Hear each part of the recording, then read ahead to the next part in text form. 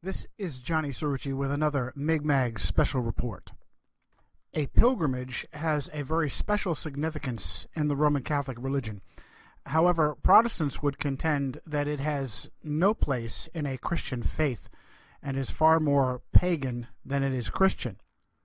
The destruction of Herod's temple in 70 AD signified the passing of physical locations of significance for born-again Christians.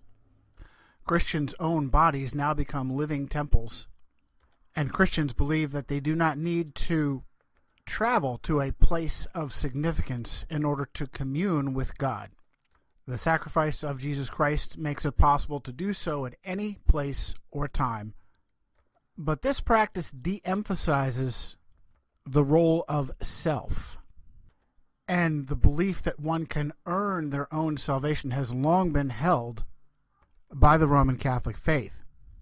Consequently, Jerusalem has long been coveted by the Vatican. In my book, Secret History, The Erased Clues That Prove Who Rules the World from Behind the Curtain, I share a fascinating account given by ex-Jesuit priest Alberto Rivera on Rome's manipulation of Islam in order to own Jerusalem. Rivera states that he was briefed directly by Cardinal Augustin Bey, the Jesuit provincial superior in Germany and the personal confessor to Eugenio Pacelli, Pope Pius XII, whom we've already told you was foundational in creating and guiding the Nazi Third Reich. Rivera says that Bey explained how Muhammad was tutored by his uncle, who was a Roman Catholic monk, who indoctrinated him to hate the Jews and to retake Jerusalem. Vatican officials thought it was particularly useful, not having a standing army of their own, to exploit Muslims in the Middle East, to kill and be killed on behalf of their agenda. Between his Catholic wife Khadija and his Catholic mentor uncle Waraqwa, it was easy to manipulate Muhammad.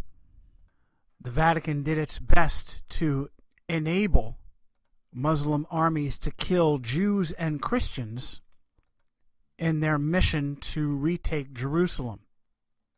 But after they were successful, they shocked their masters by refusing to hand Jerusalem over to Rome. This was the real reason the Crusades were initiated. But Islam's rebellion was eventually put to good use. Rome would instead exploit the hatred that it had fomented between Muslims and Jews and resurrect the ancient nation-state known as Israel for two reasons. First, to be a place of never-ending war and conflict, and second, certainly most importantly, to wipe away the well-known understanding that Rome was the mystery Babylon mentioned in the book of Revelation, and the papacy was the office of the Antichrist. At the time of Martin Luther's Reformation in 1517, these were considered facts by sincere Christians. It is a testament to the success of the Roman and Freemasonic agenda in resurrecting Israel that now such understandings are unheard of. Today, Christians unknowingly believe Jesuit doctrines about the end times that will supposedly revolve around Jerusalem and Israel, rather than Rome and the Vatican. As Napoleon Bonaparte moved through the Middle East in 1799, he fully intended to make this happen. A 2004 piece in Haaretz admitted, in the summer of 1798, Napoleon Bonaparte conquered Egypt, and in the summer of the same year, he led 30,000 soldiers through the Sinai Peninsula into the land of Israel. On March 7, 1799, Napoleon took control of Jaffa and then headed north to the besieged Acre. Napoleon intends, quote, to restore to the Jews their Jerusalem, end quote, read a French report at the time, while another report claimed that, quote, Bonaparte published a proclamation that calls on all the Jews of Africa and Asia to rally around his flag in order to reestablish ancient Jerusalem. Napoleon was a high Freemason, guided by the Jesuits through their agents like Emmanuel Joseph Sieyès, a Jesuit-trained Catholic priest and close confidant of the dictator. Although it did not occur in 1799, it remained a high priority for the Vatican and her Freemasonic foot soldiers, as was evidenced by a letter written 80 years later from Confederate Army General Albert Pike, a high Freemason and the founder of the Ku Klux Klan, the purpose of which was to exploit racial hatred to keep populations divided and easy to control. To high Italian Freemason Giuseppe Mazzini. The 1871 letter supposedly predicts the first two world wars and a third world war between Muslims and, quote, Zionists. Although Napoleon Bonaparte was unsuccessful in resurrecting the nation of Israel, he was able to help create the banking family that would eventually see it through. As a result of insider trading based upon Napoleon's loss at Waterloo, great wealth was handed to the family of Rothschild, named after the red shields the Romans used in battle. Does that sound like a stretch? It was further confirmed by the name of the family that was first incorporated, Meyer Amschel Rothschild and Son, a contorted acronym for Mars, the Roman god of war. As the Encyclopedia Judaica states, the Rothschilds are simply the keepers of the Vatican treasury. As we've already shown you, World War II, the Third Reich, and the Holocaust were all birthed by Rome and the Jesuits as an integral part of this agenda. The horrors of Adolf Hitler, a Vatican puppet created by the Jesuits, as was shown by the ghost writer of Mein Kampf, a Jesuit priest named Bernard Stampfel, along with henchmen and monsters like Heinrich Himmler, a Jesuit seminarian. Jews were forced to find a place where they would not be persecuted. When it appeared that there would not be a population large enough to reconstitute the nation-state of Israel, Jewish proselytes of dubious ancestry, such as the Khazars in southern Russia, were encouraged to join them. To this very day, duped Christians believe that it is important to donate money to help relocate Russian Jews to Israel. Sadly, many Jews are oblivious to this manipulation by the Vatican.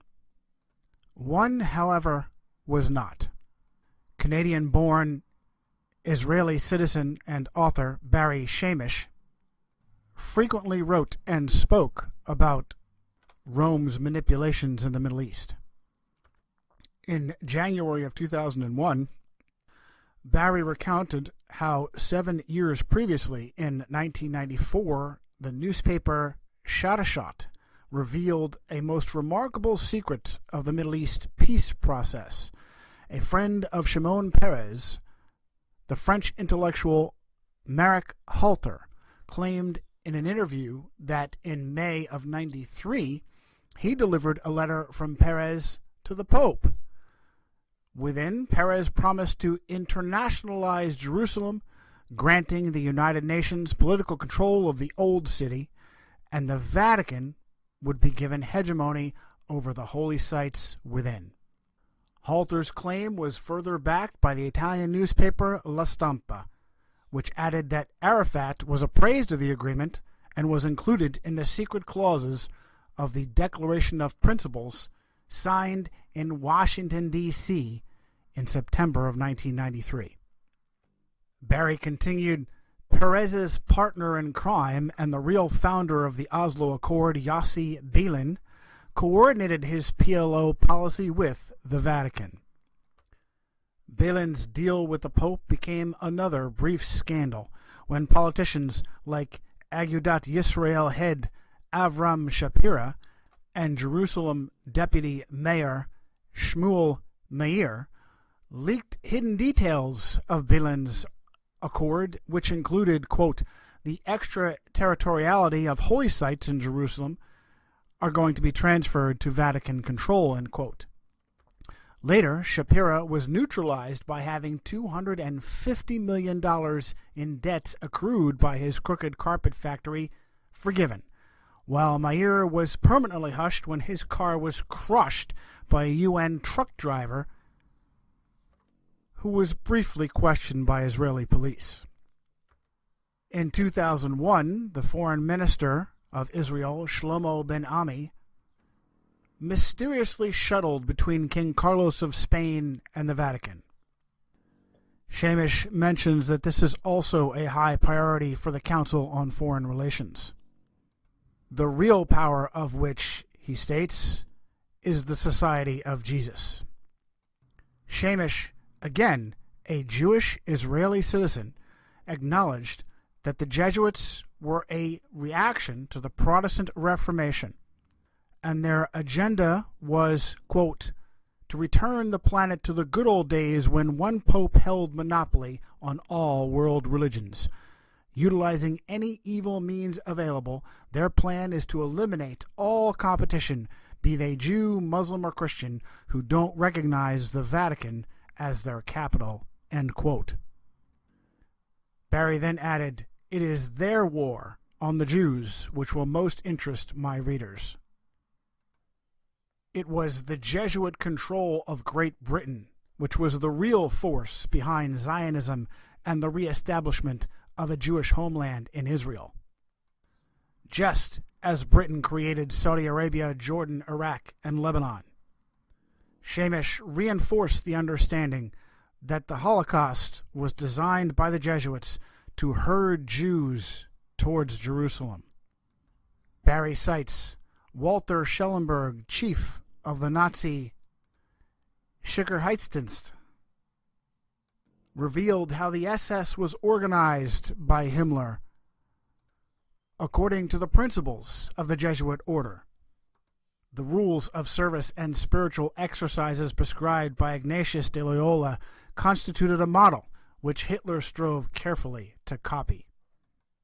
Zionist Israel is the creation of the Jesuit order. Its purpose is to secure Jerusalem for the Jesuits and their, quote, infallible pope, that he may receive worldwide worship from Solomon's rebuilt temple. Masonic Zionists betrayed their own Jewish race into the hands of Pope Pius XII and the concentration camps overseen by the Jesuit order. Shamish goes on, we are living under the preeminence of a Gentile Jesuit conspiracy. It employs notorious Masonic Jews and Gentiles as their agents. As deception, they use the subterfuge of an international Jewish conspiracy which oppresses the nations. With this lie, the Jesuit Superior General is restoking the flames of hatred against the Jews. It will culminate in the destruction of Jewish-owned Israel to finally be handed over to the Vatican. This is the ultimate and terrible design of this plan. Is there any truth to it? Don't ask Barry Shamish. He died in